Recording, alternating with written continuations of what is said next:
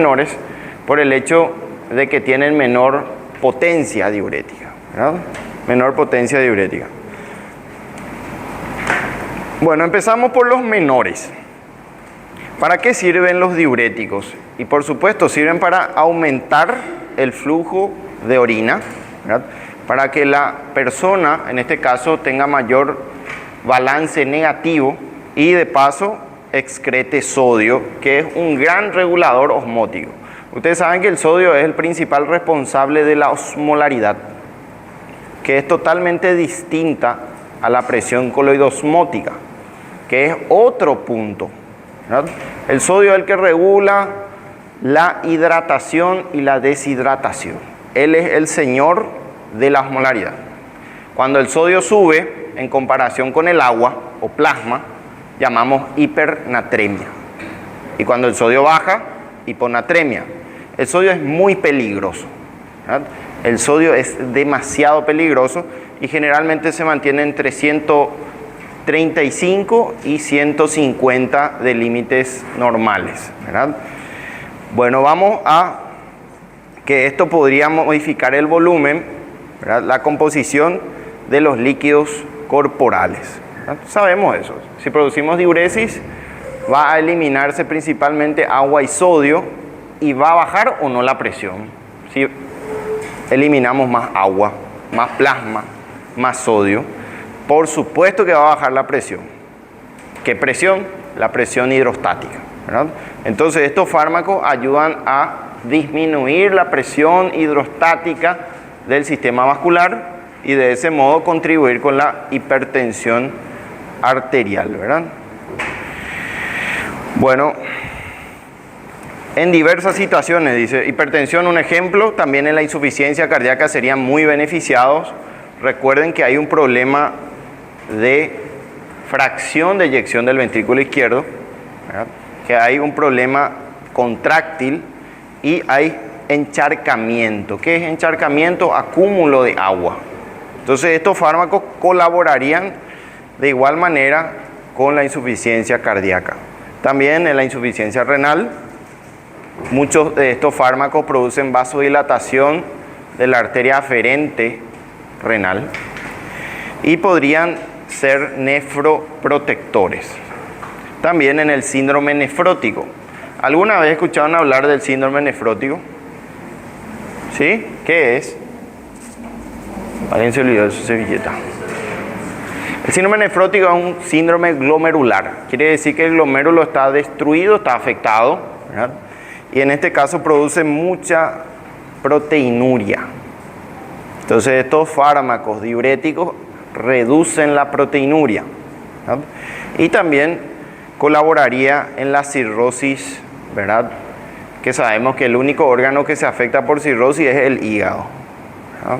Entonces también ayuda a regular los líquidos que en esta patología funcionan.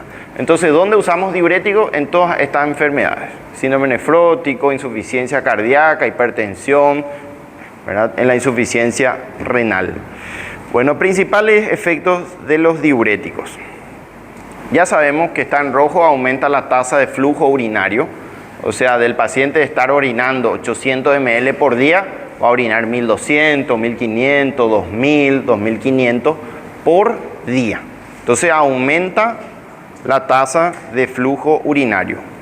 Eso reduciría su intravascular y produciría una reducción de la presión hidrostática, reducción de la presión arterial, pero también si se pasan la mano, si se pasan la dosis, si se pasan el tiempo de dosis, podría ir hacia una deshidratación, ¿verdad? Entonces consiguiendo, buscando un tratamiento pueden perjudicarle también.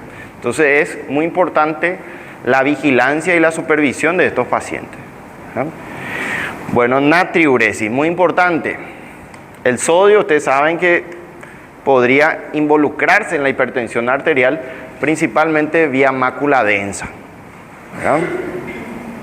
Bueno, en el organismo, el principal componente que regula la presión, o sea, el volumen extracelular, es el cloruro de sodio. El cloruro de sodio, que es la sal básicamente, ¿verdad? Bueno, esto es fisiología básica. Ustedes ven el glomérulo en un extremo ¿verdad? Luego tenemos el túbulo contorneado proximal, en donde se produce la mayor tasa de reabsorción hidroelectrolítica, ¿verdad? Es en el túbulo contorneado proximal.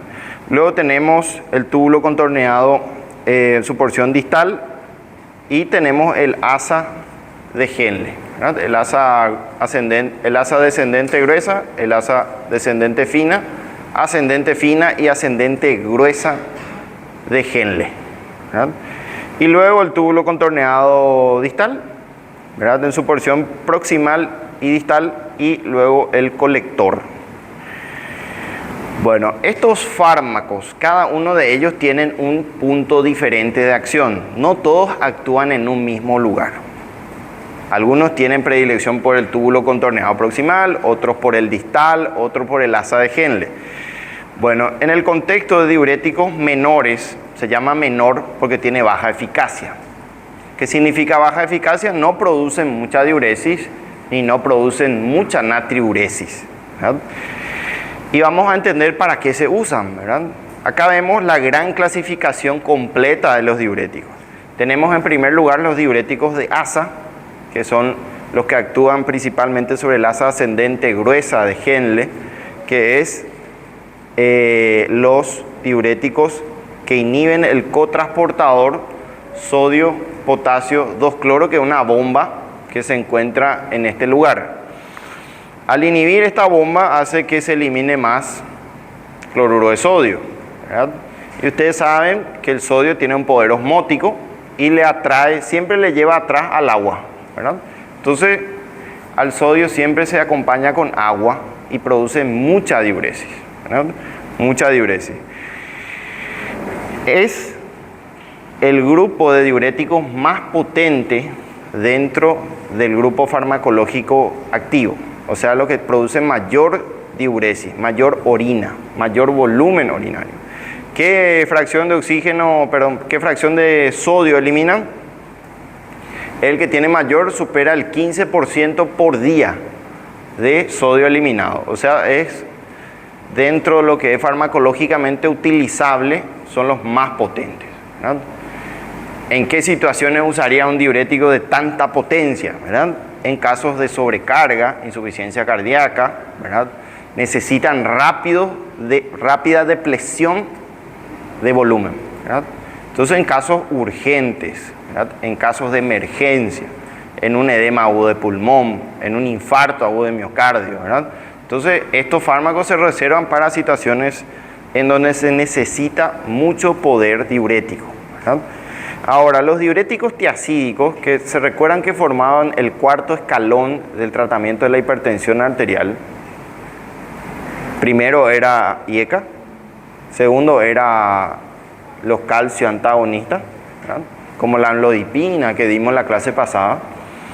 Tercero eran los beta bloqueantes. Y cuarto venía estos diuréticos que se llaman tiazídicos. No dice diuréticos de asa, dice tiazidas, ¿verdad?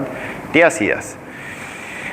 Este grupo grande de diuréticos inhibe a otro cotransportador, no es el sodio-potasio 2-cloro, inhibe al sodio-cloro que se encuentra ya en la porción terminal cortical y el primer segmento del túbulo contorneado distal. Entonces está en otra ubicación. Su eficacia es moderada en cuanto a diuresis, ¿verdad? Con una fracción de eliminación de sodio entre 5 a 10%. Baja notablemente el poder de natriuresis. Entonces, ¿por qué usamos este grupo farmacológico para la hipertensión arterial? Porque son los fármacos más estables en el tiempo. O sea, no producen mucho desequilibrio hídrico ni electrolítico. Entonces son fácilmente controlables a largo plazo. Recuerden que el tratamiento de la hipertensión es crónica, incluso toda la vida, ¿verdad? Entonces, dentro de todos los grupos, este es el que produce menor impacto hidro, agua, electrolítico, sodio, potasio y cloro, ¿verdad? Entonces, son considerados los más estables en el tiempo. Ahora vienen los ahorradores de potasio, ¿verdad? Que inhiben los canales de sodio que se encuentran en el túbulo contorneado distal y primera parte del túbulo colector, bien lejos ya, ¿verdad? Su eficacia es baja y entra dentro de nuestro grupo de fármacos el día de hoy, que son llamados de baja eficacia, ¿verdad? Y solamente producen una eliminación cercana a los 5% de sodio de eliminación. Aparte, tiene un problema, reduce la eliminación de potasio, debido a eso se llaman ahorradores de potasio. Las tiacidas y los diuréticos de asa producen mucha eliminación de potasio, o sea, podría producir hipopotasemia. Sin embargo, los ahorradores justamente disminuyen, no aumentan la eliminación de potasio. ¿Y ustedes creen que el potasio es peligroso? Es muy peligroso, ¿verdad? Es muy peligroso principalmente para la estructura cardíaca, ¿verdad? Son cardiotóxicos. Pueden producir generalmente arritmias ventriculares y paro cardíaco a medida que va subiendo. El rango normal de potasio es generalmente 3.5 a 5, ¿verdad? A 5. Si supera 5 miligramos por decilitro en un plasma, estamos hablando de hiperpotasemia y hay que vigilar, ¿verdad? ¿Estos fármacos podrían producir hiperpotasemia? Por supuesto, si son ahorradores de potasio, ¿verdad? Entonces hay que vigilar los niveles de potasio en su uso crónico. Ahora, sería inteligente, por ejemplo, asociar un diurético de asa que produce hipopotasemia. Recuerden que la hipopotasemia también se llama hipocalemia. Así que lean bien eso para el examen, ¿verdad? Hipocalemia es igual a hipopotasemia, ¿verdad? Y hipocalcemia es otra cosa, ese es calcio, ¿verdad? Entonces, gran parte de rendir bien un examen es leer bien el enunciado, ¿verdad? Eso es una estadística personal. Me di cuenta que gran parte de los que se equivocan no leen bien lo que están tratando de responder, ¿verdad? Entonces, lean bien el enunciado, qué es lo que pregunta, ¿verdad? Bueno, después tenemos los antagonistas de la aldosterona, que justamente ya habíamos entendido bien cómo funciona el sistema renina-angiotensina-aldosterona. ¿Se recuerdan qué hacía la aldosterona? Reabsorción de agua y sodio. Reabsorben mucha agua y mucho sodio. Al reabsorber agua y sodio, ¿qué pasa? ¿Hay mayor o menor volumen? Es una muy buena pregunta y bastante complicada, ¿verdad? ¿Mayor o menor? Mayor, ¿verdad? Eso sin dudar. Si se reabsorbe agua y sodio, le devuelve al plasma mucha agua y aumenta el volumen de presión hidrostática, ¿verdad? O sea, aumenta la presión hidrostática. Entonces la aldosterona lo que hace es reabsorber agua y sodio y aumentar la presión, ¿verdad? Entonces eso es perjudicial, por supuesto. ¿Cómo contrarrestarían eso? No le vendría muy mal un antagonista de la aldosterona, que son estos ahorradores de potasio, ¿sí? Bueno, también es muy importante saber que los antagonistas de la aldosterona es un grupo distinto, pero son ahorradores de potasio también. Dentro de los ahorradores de potasio, que son exclusivos, vienen solamente dos fármacos, la amilorida y el triantereno, ¿verdad? Sin embargo, dentro de los antialdosterónicos, ¿verdad? Antialdosterónicos, solamente le tenemos a la espironolactona, que es un grupo muy famoso, ¿verdad? Y al eplerenone, que vamos a ver enseguida cómo se escribe eso, ¿verdad? Luego viene en quinta posición los diuréticos osmóticos. Recién dijimos que el dueño y señor de la osmolaridad, ¿quién era? ¿El potasio? ¿El calcio? ¿El sodio? El sodio, ¿verdad? Ustedes me están siguiendo, ¿sí? Tengo mucho miedo. Tengo mucho miedo con ustedes para el examen porque yo no sé si hay una barrera invisible acá entre lo que yo digo y lo que ustedes reciben. ¿Puedo estar tranquilo que están comprendiendo todo lo que estoy diciendo? ¿Sí? ¿Eh? Bueno, no sé. Esperemos. Vamos a ver en mayo qué tal les va. ¿Eh? Bueno, si tienen algún problema, podemos reunirnos individualmente, si quieren. Si no tienen ningún problema, tranquilo. Pero que hay veces que les cuesta realmente recibir la información y asimilar. Es como si fuera que comen algo y no digieren, ¿verdad? Entonces, vamos a ver dónde está el punto. Tiene que haber una solución. Si ustedes entienden todo y son poco expresivos, no hay problema, ¿verdad? Bueno, actúan preferentemente en el asa de Henle, dice, en el asa de Henle. Ya saben más o menos dónde se encuentra en esta zona, desde esta zona, ¿verdad? Muy bien.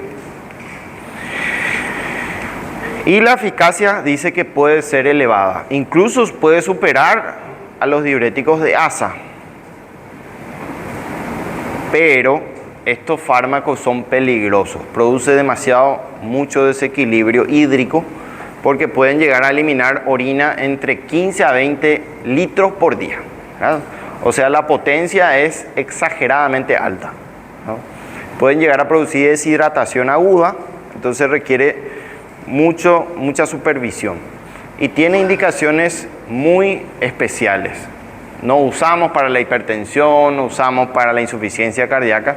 Tiene unas indicaciones puntuales los diuréticos osmóticos, ¿verdad? Y acá entra, por ejemplo, la glicerina, la urea, ¿verdad?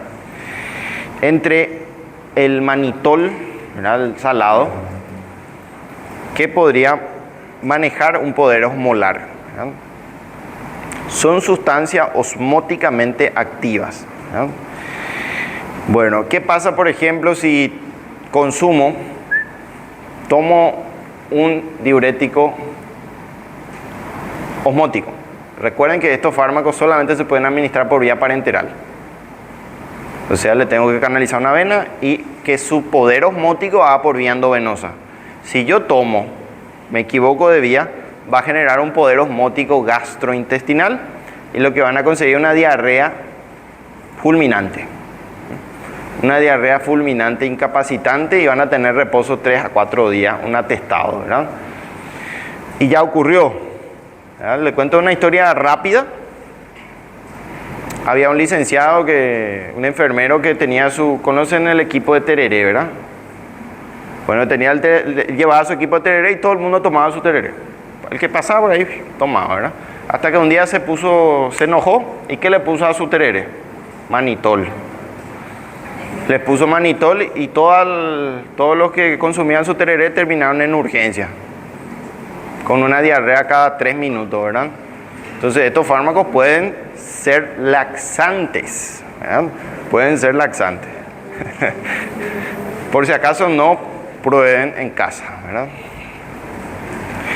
Bueno, los inhibidores de la anhidrasa carbónica fueron los primeros diuréticos que se crearon. Al igual, ¿cuál era el beta bloqueante más antiguo? El primero que se descubrió. El propanolol, ¿verdad? Al igual que el propanolol, que fue el primero, la anhidrasa carbónica fue el primero dentro de todo el grupo de diuréticos. O sea, podríamos considerar al más antiguo de todos. Este actúa en otro sitio que es el túbulo contorneado proximal, justamente inhibiendo una enzima que se llama anhidrasa carbónica, que actúa como tampón natural de la acidosis y la alcalosis, ¿verdad? Es un buffer, ¿verdad? Es un tamponeador. Entonces lo que hace es jugar con el equilibrio ácido-base a nivel renal. ¿Qué vamos a hacer en este caso? Vamos a inhibir eso, ¿verdad? Son inhibidores de la anhidrasa carbónica. Bueno, tenemos la clasificación. Podemos clasificarlo de moderada eficacia, de baja eficacia, que hoy es nuestro tema principal, y los de máxima eficacia. Bueno, dentro de la máxima eficacia aparecen los diuréticos de asa. Seguramente ya escucharon hablar de la famosa furosemida o furosemide, ¿verdad? Que es el diurético más potente y controlable dentro de la medicina. Hasta ahora no hay otro, ¿verdad? Le sigue muy de cerca la bumetanida, el ácido etacrínico, ¿verdad? Que también son diuréticos de asa, pero son más tóxicos, ¿verdad? Vamos a ver la próxima clase por qué son tóxicos, ¿verdad? Y los de eficacia media, que son los más controlables a largo plazo. Recuerden que esto van a elegir para tratar una hipertensión arterial, ¿verdad? Para tratar un desequilibrio hidroelectrolítico, ¿verdad? Crónico, y son las tiacidas. Entre ellos el más famoso se llama hidroclorotiacida. Existen varios otros, ¿verdad? Pero ese es el más utilizable dentro de lo que es el campo médico farmacológico, ¿verdad? Y los de eficacia baja, de eficacia ligera, tenemos los ahorradores de potasio, que se recuerdan que reabsorbían más potasio que otros. Y tenemos a la espironolactona, que es un antialdosterónico. Recuerden que al bloquear a los receptores de la aldosterona, van a bloquear la reabsorción de agua y sodio y van a disminuir la volemia. Entonces es un fármaco muy interesante. También los no antialdosterónicos, que son ahorradores de potasio, también se llama amilorida y triantereno. Son solamente dos. Después tenemos los que actúan a nivel del túbulo contorneado proximal, que es justamente los inhibidores de la anidrasa carbónica, que el único activo se llama acetazolamida, que hasta hoy en día se sigue utilizando. Es más, según las nuevas guías, vuelven a utilizar acetazolamida actualmente para manejar el equilibrio hidroelectrolítico, ¿verdad? Y por último, los diuréticos osmóticos, que es el manitol el más utilizado, ¿verdad? El manitol. Bueno, vamos a hablar de cada uno. Tenemos a los inhibidores de la anidrasa carbónica, ¿verdad? El único activo, porque tenemos acá un grupo, la acetazolamida, que es el Diamox, que ustedes vieron ahí como viene en forma de presentación, la diclorfenamida y la metazolamida, que hoy solamente esta es la activa, la acetazolamida, ¿verdad? Es un prototipo de fármaco, que ha sido utilizado de manera limitada como diurético, ¿verdad? ¿Por qué? ¿Por qué no se utiliza de manera continua como diurético? Porque los receptores de la anidrasa carbónica rápidamente hacen tolerancia. Hacen tolerancia y luego hacen resistencia. Quiere decir que ya no hace efecto. Entonces el beneficio diurético es muy corto, ¿no? Bueno, ¿dónde actúan? Túbulo proximal. Recuerden que en esa parte, en el contorneado proximal, se encuentran estas enzimas que justamente catalizan, dice, la hidratación y la deshidratación del dióxido de carbono, ¿verdad? Que es un mecanismo de reabsorción de ácidos, ¿verdad? Un mecanismo de reabsorción de ácidos que va a equilibrar el pH orgánico, ¿verdad? O sea, es una importante función la que cumple de manera natural. Justamente ahí están involucrados en la reabsorción, mejor dicho, de bicarbonato, principalmente de sodio, ¿verdad? Bueno, causado un aumento, o sea, lo que hacen es bloquear la enzima anidrasa carbónica, y al bloquear se reduce la absorción de bicarbonato y hay una mayor eliminación de bicarbonato. Ustedes saben que el bicarbonato es el mayor responsable de la alcalosis, ¿verdad? Si no hay bicarbonato, que normalmente ronda a 18 a 22 en plasma, ¿verdad? Miliequivalentes litro. Si ustedes bajan el bicarbonato sanguíneo, ¿qué va a ocurrir? Si tenemos 20 de bicarbonato, de repente empieza a caer el bicarbonato. Empieza a bajar 15, 10, 9, ¿verdad? Va a haber una acidosis. ¿Por qué? Porque el que regula realmente el equilibrio pH normal es bicarbonato. Si tenemos bicarbonato bajo, vamos a tener una acidosis que se llama metabólica. ¿Verdad? Metabólica. Y se va a activar un mecanismo buffer. ¿Y cuál es su buffer? ¿Cuál es su tampón? La respiración. Entonces automáticamente la respiración va a empezar a acelerarse. ¿Verdad? Va a empezar a haber una taquipnea, va a empezar a lavar CO2, porque al acelerar la frecuencia respiratoria se elimina CO2. Y si se elimina CO2, la acidez disminuye. Cuanto más CO2 tenga, más ácido va a ser. Entonces es un equilibrio, ¿verdad? Un equilibrio que trata de compensar. ¿A qué vamos? Causa un aumento de la excreción de bicarbonato. Dijimos que entonces, si se elimina bicarbonato por orina, va a caer el bicarbonato central, que es el bicarbonato sanguíneo. Entonces va a haber tendencia a la acidosis metabólica. Sin embargo, ¿qué va a pasar con la orina? ¿Va a ser alcalótica o va a ser acidótica? Si nuestro plasma está ácido, la orina va a estar alcalina. ¿Por qué? Porque el bicarbonato, recuerden que es responsable de la principalmente alcalosis. Si ustedes suben bicarbonato, alcalosis. Si bajan bicarbonato, acidosis. Eso nomás tienen que saber, nada más. ¿Qué pasa en el plasma? Vamos a ver la imagen. Ustedes ven acá, esto es, supongamos que acá está su arteria o su vena, ¿verdad? El sistema vascular está aquí. Y acá está la orina, ¿verdad? Estamos en el túbulo contorneado proximal. Normalmente esta enzima lo que hace es, justamente acá elimina hidrógeno, ¿verdad? Por eso se encarga generalmente de la acidez de la orina, ¿verdad? El hidrógeno se acopla al bicarbonato, ¿verdad? Y forma ácido carbónico. Por bioquímica, ustedes se recordarán que el ácido carbónico es muy inestable y generalmente rápidamente se dispersa, ¿verdad? Se difunde, se separa y se convierte en CO2 y agua. Entonces, ¿qué hace esto? Vuelve a absorber a través de la célula tubular y esta enzima lo que hace es volver a convertir, ¿verdad?, al agua y al bicarbonato, perdón, al dióxido de carbono en ácido carbónico y luego se separa en bicarbonato e hidrógeno. Y el hidrógeno vuelve a expulsar y hace un circuito de regulación ácido-base. Y acá vemos que reabsorbe bicarbonato. Entonces se encarga más bien de mantener el plasma, la sangre, con tendencia a la alcalosis. De ese modo, haciendo un equilibrio ácido-base. ¿Qué hacemos con este fármaco? Bloqueamos eso, ¿verdad? Al bloquear esto, generalmente se elimina mayormente acá. Se elimina más bicarbonato. Y generalmente, ¿quién le acompaña al bicarbonato? Sodio, ¿verdad? Entonces, en ese trayecto que le acompaña al sodio es donde produce diuresis.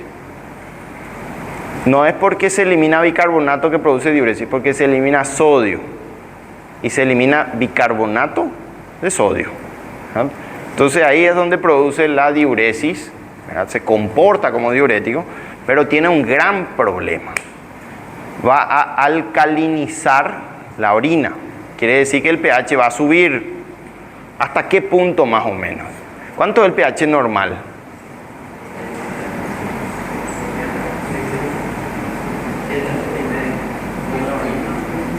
¿7 a qué? ¿Qué ustedes opinan? 7 a 7,5.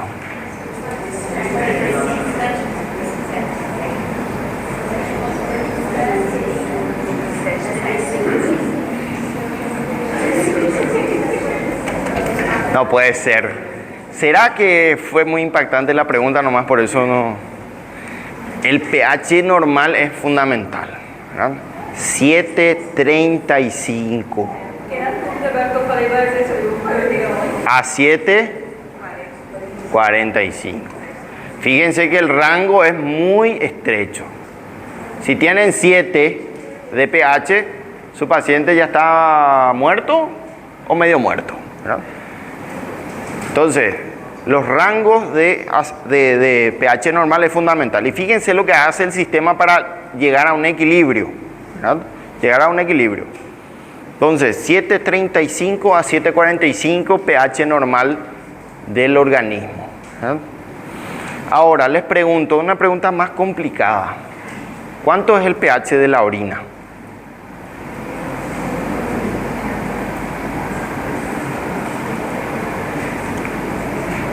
¿Normalmente es ácida o es alcalina? Ácida, muy bien. Entonces, ¿cuánto suele ser? Suele ser entre 4 y dice que puede elevarse hasta 8, pero lo normal dice que se mantiene entre 4 y 6 aproximadamente. O sea, eso es fisiológico. Normalmente la orina es ácida, ¿verdad? Justamente porque la acidez hace que forme parte de un mecanismo antibacteriano y que no se proliferen las bacterias y también que no precipiten ciertos elementos como el calcio, el fósforo, ¿verdad? Y no se produzcan cálculos. ¿Saben lo que es cálculo? Una piedra, ¿verdad? Una piedra en los riñones, ¿verdad? Entonces, eso es fundamental. ¿Qué pasa si le damos este fármaco? Va a alcalinizar y va a subir a rangos superiores hasta 8, de 7.35 a 7.45 a 8. ¿Y qué va a ocurrir? Va a empezar a precipitarse ciertos componentes como fosfato, ¿verdad? Fósforo, ¿verdad? Y vamos a tener cálculos.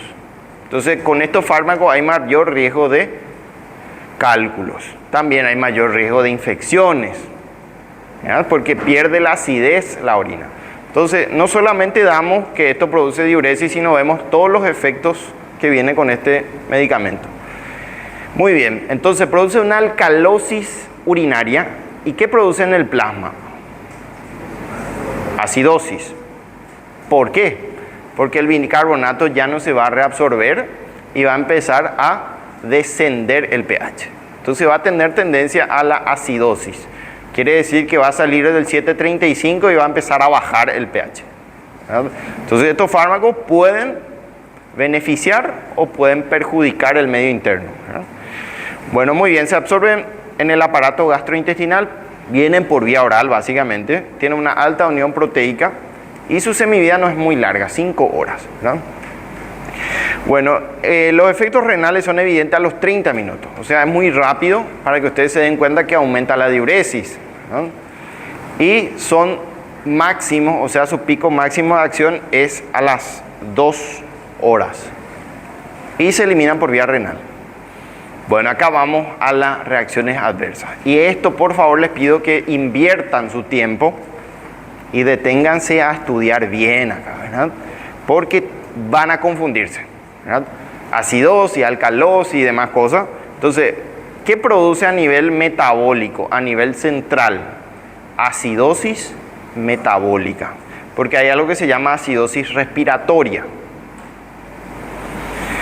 ¿Por qué produce metabólica? Porque lo que disminuye es el bicarbonato, que regula el ámbito metabólico. El respiratorio regula el CO2, ¿verdad? El dióxido de carbono central, ¿verdad? El dióxido de carbono plasmático.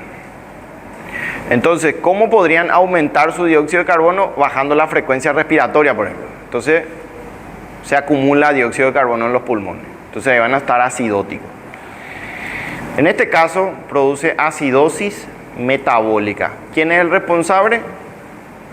El HCO3, el bicarbonato. ¿Verdad? El bicarbonato. Entonces, ¿qué va a pasar con el bicarbonato? Va a reducirse. ¿Y por qué se va a reducir? Porque se está escapando por orina.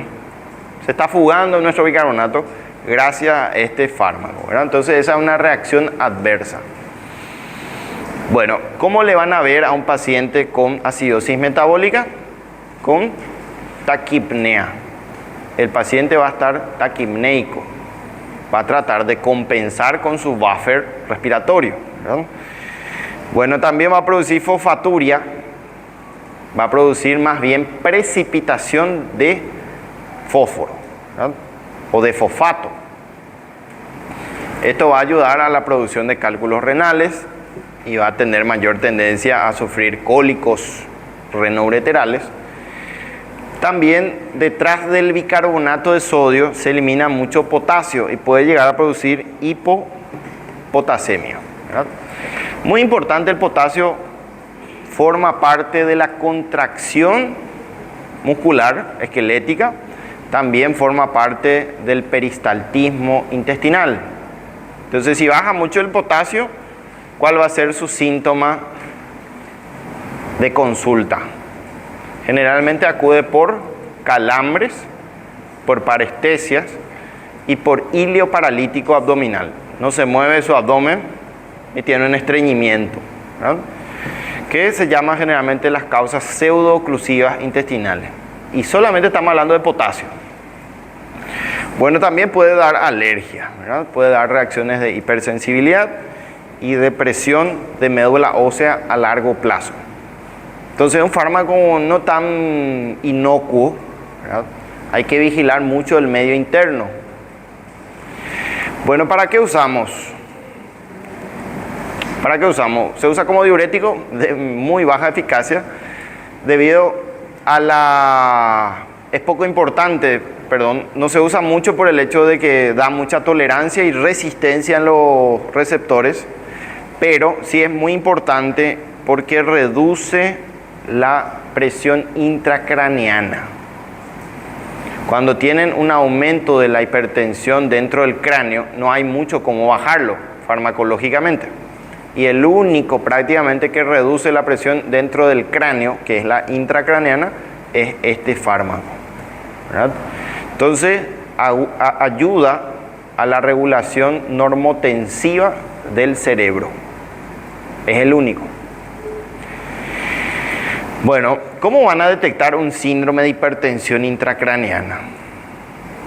Generalmente el paciente tiene cefalea intensa, muy grave la cefalea, el dolor de cabeza, y hay algo característico, el vómito en proyectil, ¿verdad?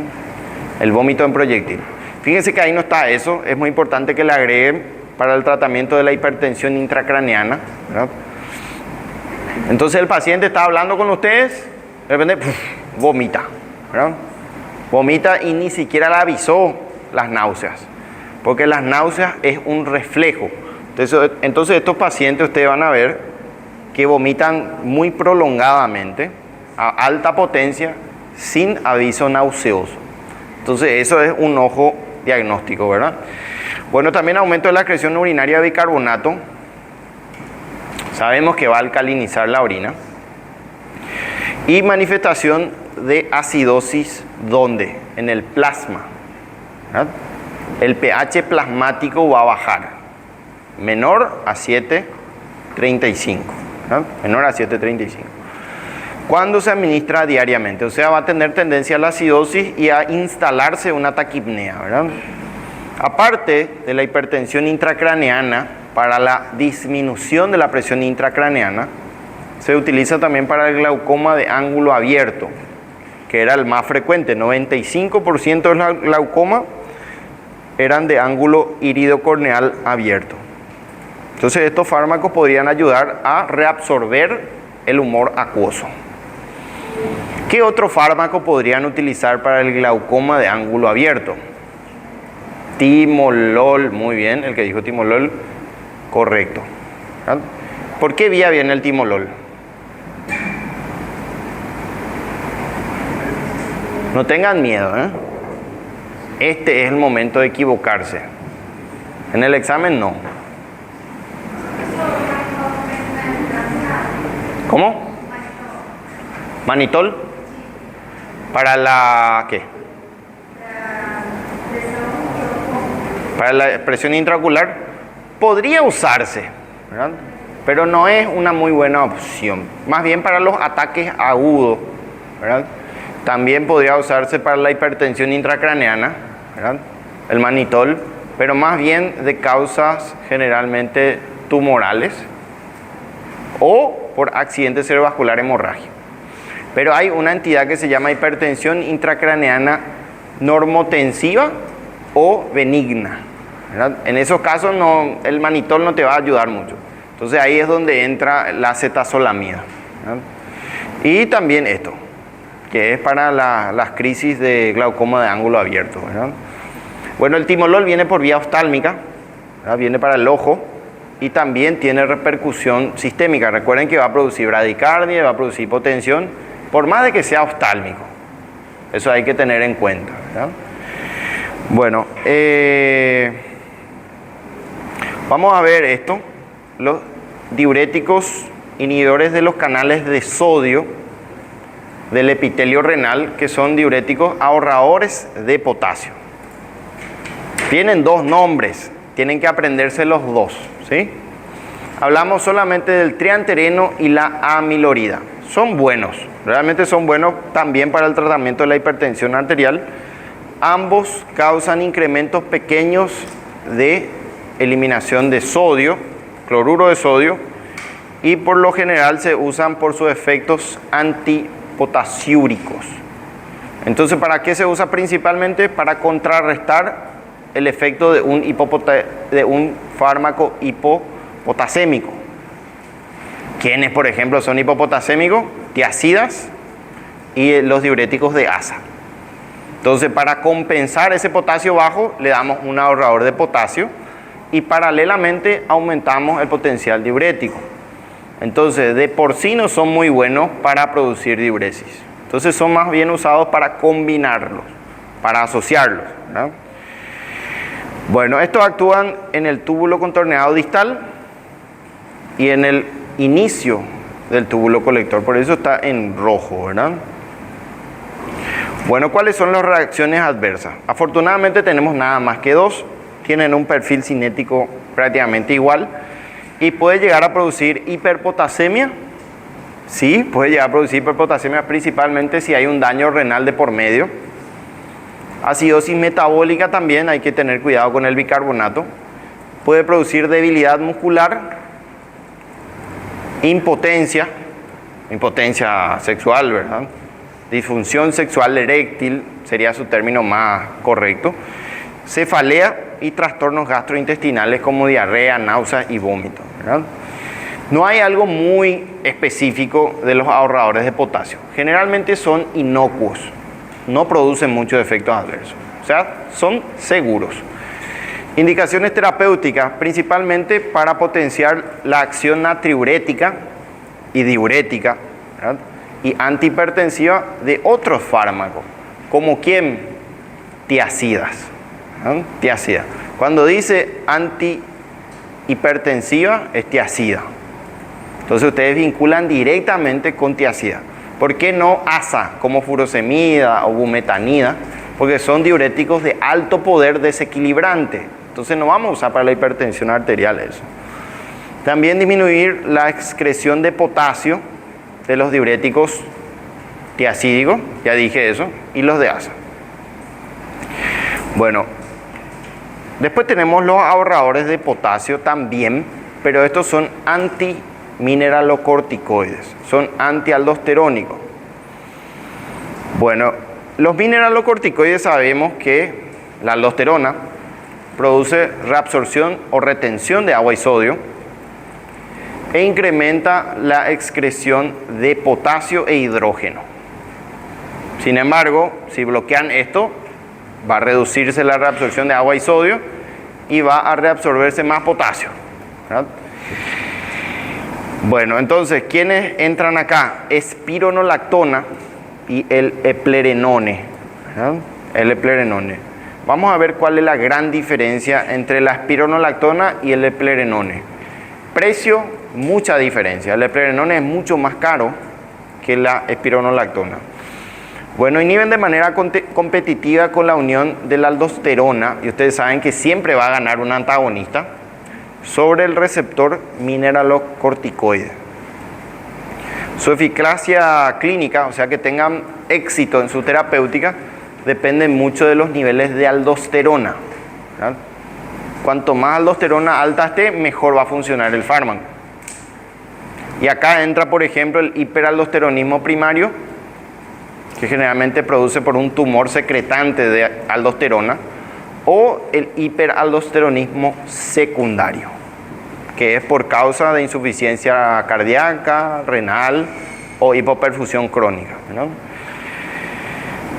Bueno, recuerden también que en la hipertensión arterial hay mucha circulación de aldosterona, entonces también tendría su éxito rotundo en el tratamiento de la hipertensión arterial e insuficiencia cardíaca.